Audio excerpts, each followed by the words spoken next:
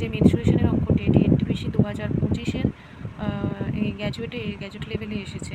এখানে বলেছে যে হেমিস্ফেরিক্যাল tank filled with water is being emptied through a pipe at rate of এত liters per second. If the tank has an internal radius of 31.5, find the time taken to drain 50% of the water.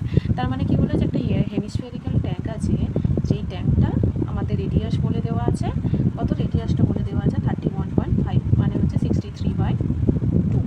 আচ্ছা, এবার এখানে বলেছে যে একটা এই পাইপটাকে drain করছে পার সেকেন্ডে এত লিটার, আর কি বলেছে যে কত 50%, কত সময়ে যেই ট্যাঙ্কটা যে 50% কত সময়ে খালি করবে, মানে ড্রেন আউট করবে।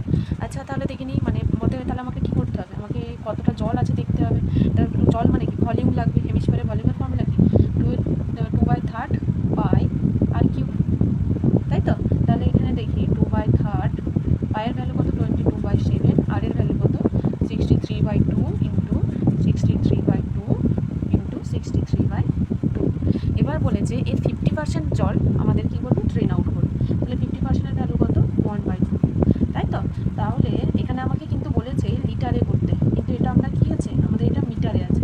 এবার এই মিটার থেকে লিটার কিউবে যেতে হলে আমাকে কী করতে হবে, 1000 দিয়ে মাল্টিপ্লাই করতে হবে, 1000 দিয়ে মাল্টিপ্লাই করতে হবে। তাহলে টোটাল এত লিটার হলো। এবার আমরা পার সেকেন্ডে যদি এত লিটার করে, তাহলে এত লিটার মানে এত লিটার করতে, ড্রেন আউট করতে যদি 1 সেকেন্ড লাগে, তাহলে আমাদের যে এই যে পুরো যে এই যে লিটার জলটা ড্রেন আউট করতে কত সময় লাগবে।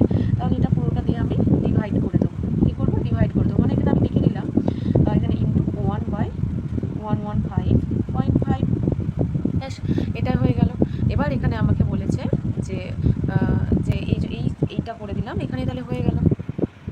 এবার এটা আমরা কী করবো, ক্যালকুলেশন করে বের করে নেবো।